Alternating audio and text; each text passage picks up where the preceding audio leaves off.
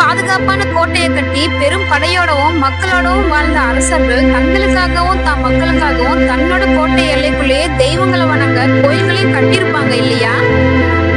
அப்படி உலக புகழ் வாய்ந்த செஞ்சிக்கோட்டோட எல்லைக்குள்ள 1000 வருஷங்கள் பழமையான வேங்கடராமன் கோவில், ஏகாம்பர ஈஸ்வரர் கோயில், செஞ்சியோட ஒவ்வொரு ராஜாவும் போருக்கு போறதுக்கு முன்னாடி வணங்கிட்டு போற போர்க்கடவுளான வீர ஆஞ்சநேயர் கோயில், அப்புறம் ராஜகாளியம்மன் கோயில்னு இன்னும் இங்க நிறைய கோயில்கள் இருக்குது.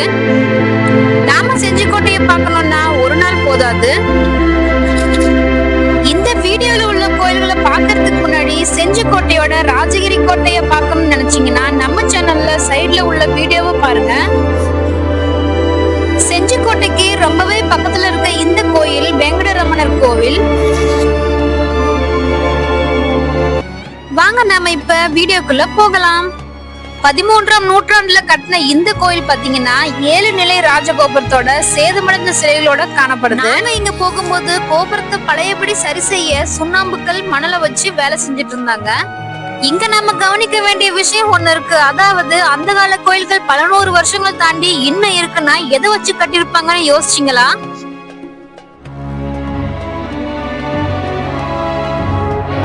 சிமெண்ட் இல்லாத காலத்துல மணல், கடுக்காய் கூட சுண்ணாம்பு கல்லுன்னு இந்த கலவையை 2 வாரம் ஊற வச்சு அரைச்சு அதுல கோபுரங்கள் கட்டினாங்க.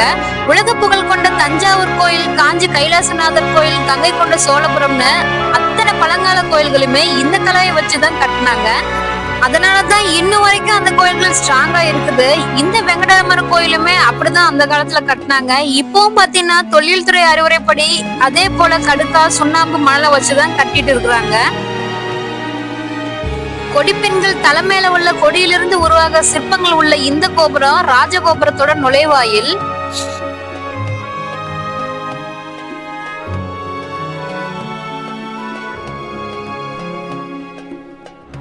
பெருமாளுடைய 10 தசாவதார காட்சிங்க, ராமாயண சிற்பங்கள், அப்புறம் சிவபெருமானுடைய கைலாய காட்சி, அமிர்தத்துக்காக தேவர்களும் அசுரர்களும் பார்க்கடையில கடையும் காட்சி, கஜலட்சுமின்னு கோபுர வாசலோட 2 பக்கத்திலயுமே புடைப்பு சிற்பங்களை செதுக்கியிருக்காங்க.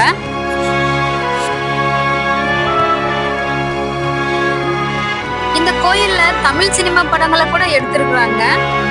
கரெக்டா இந்த இடத்த நீங்க யோசிச்சு பாத்தீங்கன்னா இந்தியன் படத்துல கப்பலேறி போயாச்சு பாதி பாட்டுக்கு அப்புறம் இங்க எடுத்திருப்பாங்க.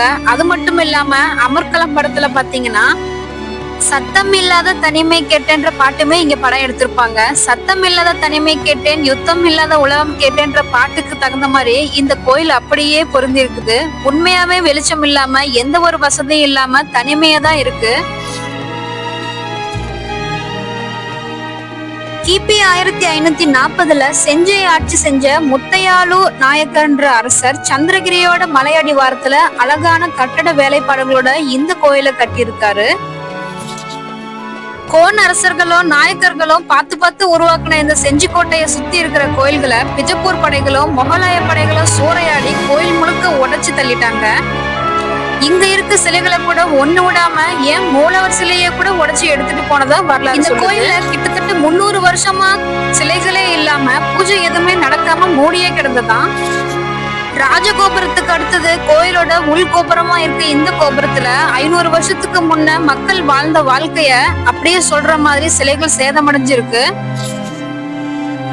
இப்ப 10 வருஷத்துக்கு முன்ன இந்த ஊர் மக்கள் எல்லாம் சேர்ந்து நீதிமன்ற உத்தரவோட மூலவர் சிலையை வச்சு வழிபட்டுட்டு வராங்க.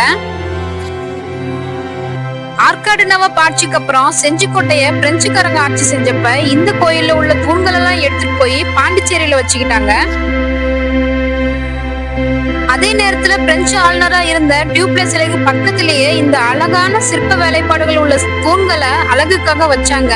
இன்னைக்கு வரைக்கும் பாண்டிச்சேரி பீச்ல இருக்க காந்தி சிலை, நேரு சிலைக்கு பக்கத்துல பிரம்மாண்டமா ஒரே கலால தூண்கள் எல்லாமே இங்க இருந்து எடுத்துட்டு போனதுதான். அது மட்டும் இல்லாம கோயிலோட மூலவர் சிலையே பாரதி பூங்கா மியூசியத்துல எல்லா சிலைகளோட ஒரு சிலையா பார்வைக்கு வைக்கப்பட்டிருக்கு. இப்படி 1000 தூண்கள் உள்ள கோயில்ல இருந்து அவங்களோட கட்டுமானத்துக்காக இங்கிருந்து தூண்கள் திருடப்பட்டு இருக்குது. கருவறைக்கு வெளியே ஜெயன், விஜயன் சொல்ற 2 துவாரபாலகர்கள் காட்சி தராங்க. இவங்களை வணங்கிட்டு நம்ம உள்ள போனோம்னா திருவேங்கடமுடையான் திருமகள் நிலமகளோட காட்சி கொடுக்கறாரு. இந்த மூலவர் சிலை கிட்ட ஒரு பாதாள குகை இருக்குது. இந்த பாதாள குகை செஞ்சிக்கோட்டை வரைக்குமே போகுமா. இந்த இந்த கோயில கோன் வம்ச அரசர்களும் நாயக்கர் வம்ச அரசர்களும் கட்டினாங்கன்னு எடுத்துக்காட்டா இந்த ஒரு கல்வெட்டுல இருந்து நம்ம தெரிஞ்சுக்கலாம். பொதுவா நம்ம ஹிஸ்டரி படிக்கும் போதே நாயக்கர்கள்னு கண்டுபிடிக்க அவங்களுக்கு அடையாளமா தலையில தொப்பி மாதிரி கூம்பு வடிவத்துல இருக்க அடையாளத்தை வச்சே நம்ம படிக்கிறோம் இல்ல, அது மாதிரிதான் இந்த சிலை நாயக்கர்களை குறிக்குது. அவர் மனைவியோட இருக்கிறாரு.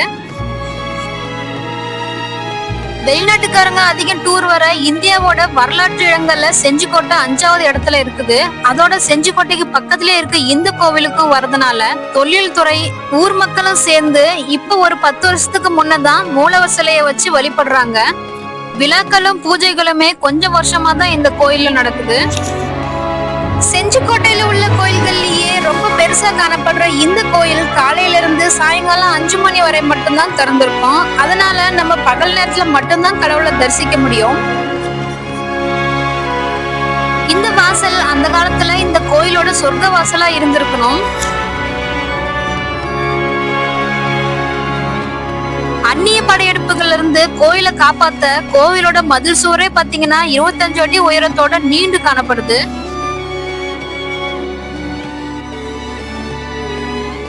அடுத்து நம்ம பார்க்கக்கூடிய கோயில் சிவனுடைய ஏகாம்பர ஈஸ்வரர் கோவில்.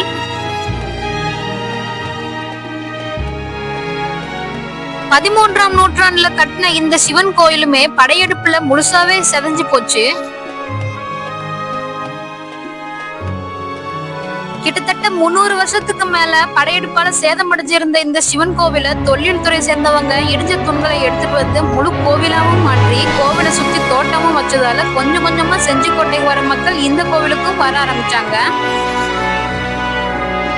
தமிழ்நாட்டுல சில கோயில்கள்ல மட்டும்தான் மூலஸ்தானம் மேற்கு பார்த்த மாதிரி அமைஞ்சிருக்கும். இந்த கோயிலுமே மூலவரான சிவன் பாத்தீங்கன்னா மேற்கு பார்த்த மாதிரி தான் காட்சி கொடுக்குறாரு. சிவனுடைய இந்த ஏகாம்பர ஈஸ்வரர் கோயில்ல உள்ள சிவனுக்கு எந்த ஒரு பூஜையுமே இல்லாம இருட்டறைக்குள்ள இருக்கிறது கொஞ்சம் வருத்தத்தை தான் கொடுக்குது.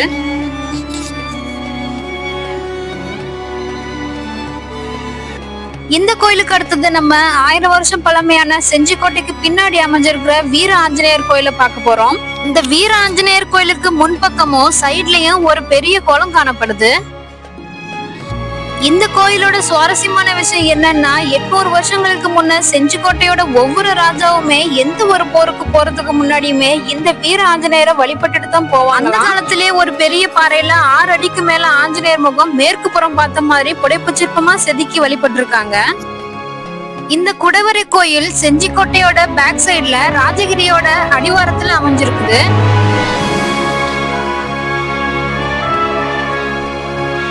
வீர ஆஞ்சநேயர் குளத்துக்கு நேர ஆப்போசிட்ல இருக்க இந்த கோயில்ல நம்ம படியேறி ஒரு பாறை மேல சின்ன கோயில்ல ராஜகாளியம்மன் அருள் புரியுறாங்க.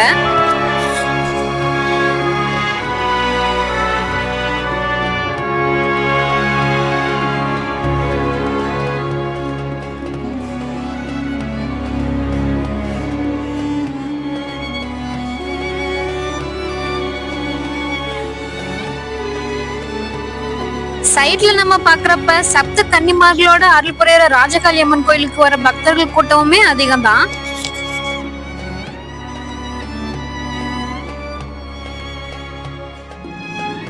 அடுத்து இந்த கோயில் பாத்தீங்கன்னா செஞ்சியோட தேசிங்க ராஜா போருக்கு போறதுக்கு முன்ன தன்னோட வாழ கமலக்கன்னி அம்மன் முன்ன வச்சு கும்பிட்டு தான் போவாராம். செஞ்சிக்கோட்டை கட்டினப்பவே இந்த கோயிலும் கட்டப்பட்டதுன்னு தொழில்துறை போர்டு இங்க இருக்குது. இதுவரைக்கும் பார்த்த இந்த கோயில்களோட வீடியோ உங்க மனசுல இடம் பிடிச்சிருந்தா நம்மளோட சேனலுக்கு ஒரு லைக் அண்ட் உங்க மதிப்பான கமெண்ட்ஸை எழுதி நம்ம சேனலை சப்ஸ்கிரைப் பண்ணுங்க. தேங்க்ஸ் ஃபார் வாட்சிங்.